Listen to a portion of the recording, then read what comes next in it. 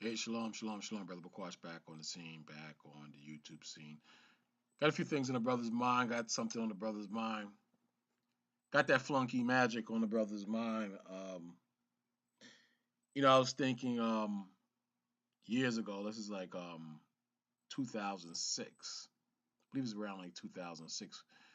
Um, we used to teach on 34th Street, and a brother was visiting from Atlanta, and this brother he goes way back from the days of when we used to be up in Harlem, and we decided to walk down by the GMS camp, to say what's up to the brothers. This is around the time where these particular brothers, GMS, they believed that a lot of brothers had fell off, but little did they know that we was teaching right up the block from them about once every month on 34th Street. They didn't know that though at the time. So I encountered Gabar, and for some reason, I don't know, the spirit made him go into this whole King David thing. His brother was still under the influence that Marshall was King David, and clearly from the intro of this video, you see that they still believe that Ariyah, who is totally out of his mind, they still believe that he's John the Baptist. Now these are doctrines we learned many years ago, and it's just shocking how brothers can still believe this great lie that encourages brothers to worship men. Worship men. How could you in 2016 still be under the influence of worshiping a man? A man.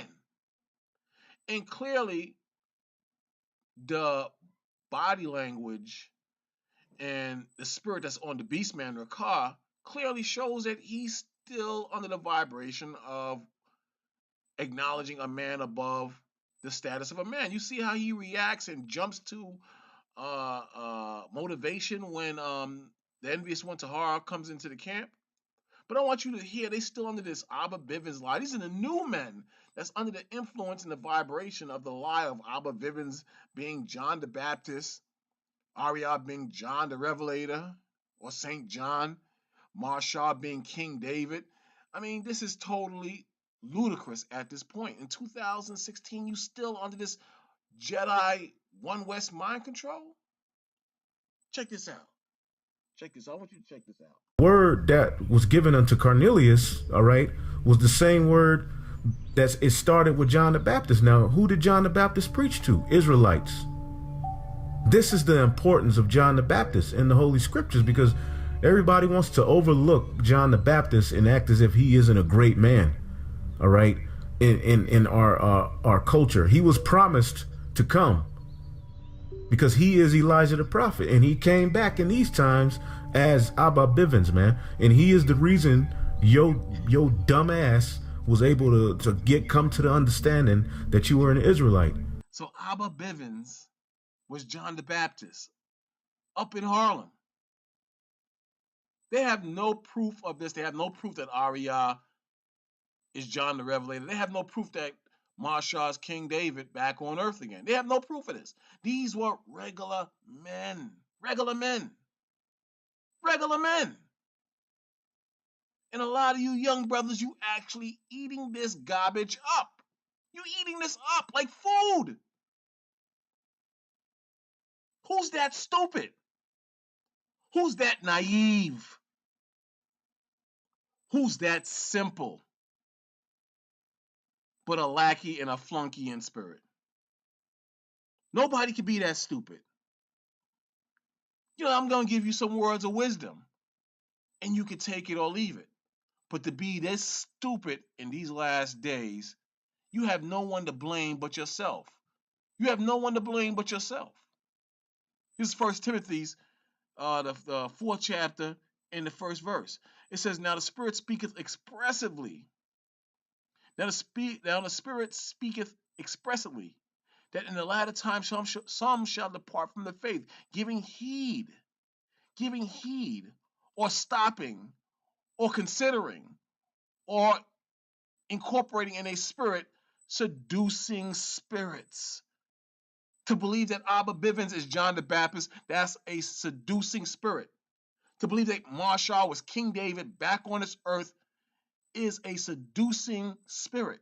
To believe that Arya is John the Baptist, is John the Revelator back on this earth, that's a seducing spirit.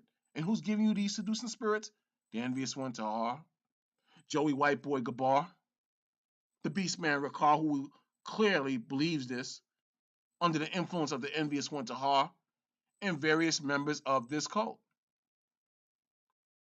So it says, giving heed to seducing spirits and doctrines of devils.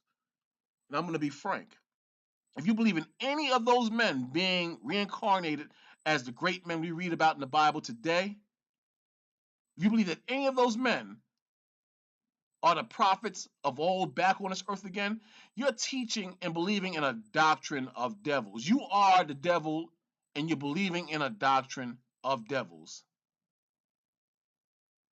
No one should be this stupid in 2016 going into 2017.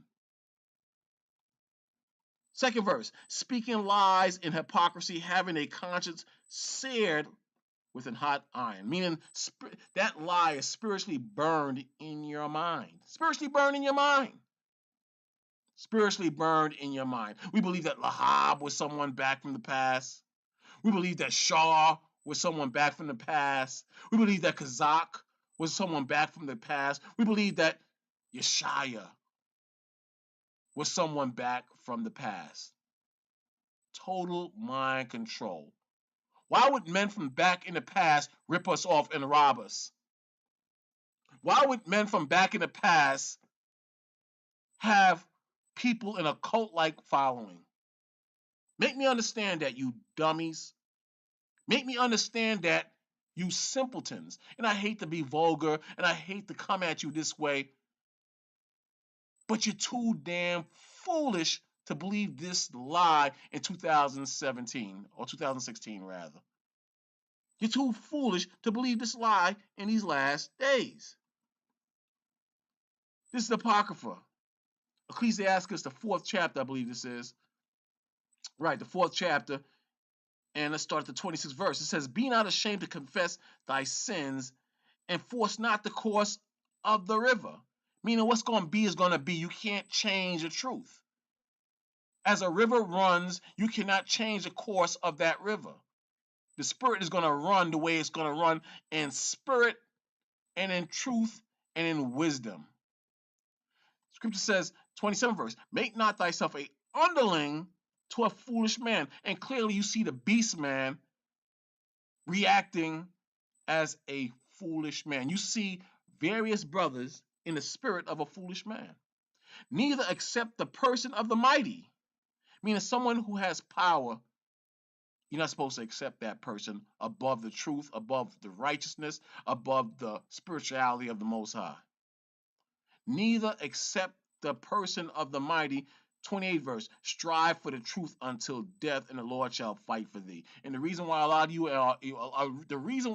you are in flunky heaven, or in lackey heaven, or in underling heaven, is because of the spirit that you're in. You're following man rather than the Bible, and now you're in the spirit of ignorance. 27th verse again, it says, make not thyself an underling. See that word underling? To a foolish man, and Tahar, Gabar, Rakar, those are foolish men, and you have made yourself underlings to foolish men. You have made yourself a underling to foolish men, and only a underling is going to follow foolish men. Now, what is the definition of underling? It says a subordinate, meaning a low person with no rank, no power, a subordinate person, especially one in slight importance. And you have made yourself that, when the Bible can make you important spiritually, where the Bible can make you important in the spirit of knowledge, wisdom, understanding, with balance. So nobody wants to be a underling and a person that's of slight importance. Wake the hell up. Wake the hell up. Wake the hell up. Smell the coffee. Doesn't make any sense to be this damn stupid. This is Brother Baquat signing out. Stop being an underling and use your brain. Shalom.